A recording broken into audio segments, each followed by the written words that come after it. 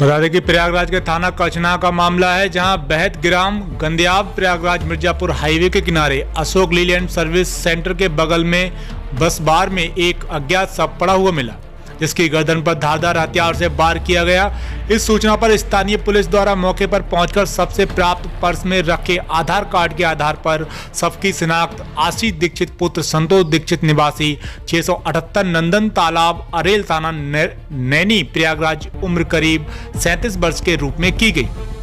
तो वही परिजनों को भी सूचित किया गया। मृतक के भाई रवि दीक्षित की तहरीर पर थाना करचना में 466/22 धारा 302 के तहत मुकेश पाल आशंका के आधार पर मुकदमा दर्ज कर लिया गया।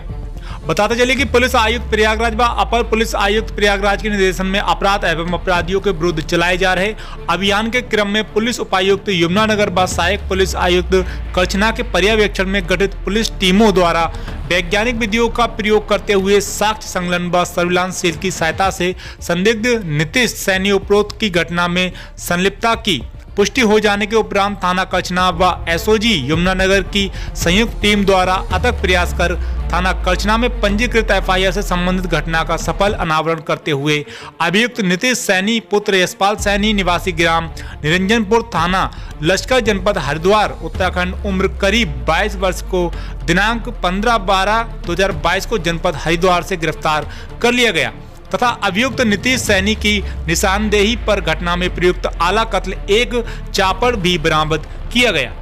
वहीं पूछताछ में बताया गया कि वह मृतक आशीष दीक्षित से लगभग 5-6 माह पूर्व से परिचित था। इसका परिचय हर की पौड़ी हरिद्वार में गंगा स्नान करते समय हुआ था।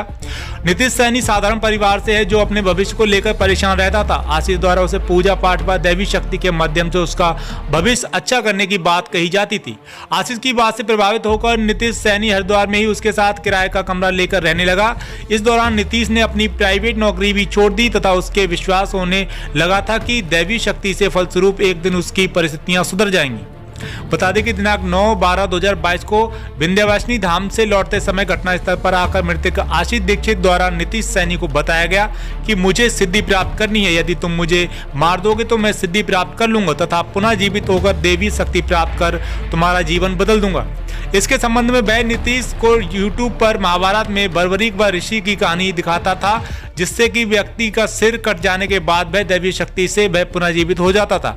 आशीष द्वारा बताया गया कि पूजा के बाद जब मैं लौटूंगा तो तुम मुझे हिला डुलाकर देखना, यदि मेरे शरीर में कोई हलचल ना हो तो मुझे चापड़ से गर्दन काट कर मार देना तथा मेरे रक्त से अपने माथे पर अभिषेक लगाकर मंत्रोच्चार करना व चापड़ व अन्य पूजा सामग्री गंगा किनारे प्रवाहित कर दे। इसके बाद तुम प्रयागराज रेलवे स्टेशन पर पहुंचना। यदि मैं 1 घंटे तक नहीं आऊंगा तो तुम चले जाना, मैं कामाख्या देवी के पास जीवित मिलूंगा। इस पर नीतीश सैनी ने यह सोचा कि आशीष दीक्षित को मारने पर उन्हें सिद्धि प्राप्त हो जाएगी तथा इसका लाभ मुझे भी प्राप्त होगा। साथ ही साथ आशीष द्वारा नीतीश सैनी पर जो भी पैसे खर्च किए गए थे वे उसे देने से भी वह बच जाएगा। नीतीश द्वारा बताया गया कि मेरे द्वारा इस कार्य हेतु तैयार हो जाने पर आशीष दीक्षित द्वारा शराब का सेवन किया गया तथा कुछ दवा खाई गई। उसके बाद वह अपनी जैकेट व टी शर्ट खोलकर लेट गया।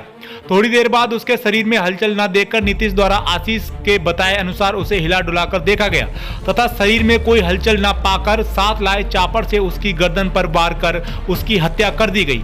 इसके बाद नीतीश ने चापड़ व अन्य पूजन सामग्री ओरेल घाट के पास किनारे पर ही प्रभावित कर दी। स्टेशन जाकर कुछ समय तक आशीष का इंतजार किया, तत्पश्चात वह हरिद्वार के लिए चला गया। क्या इसके पीछे हत्या का कारण था और कितने लोग पकड़े गए? देखिए, 10 दिसंबर को थाना करचना पे एक सूचना प्राप्त हुई थी एक अज्ञात शव के संबंध में। तत्काल वहाँ के यूनिट और सभी उच्च अधिकारी पहुँचे थे। शव को देखने से ये प्रथम दृष्टया प्रतीत हो रहा था कि इसकी हत्या कर दी गई।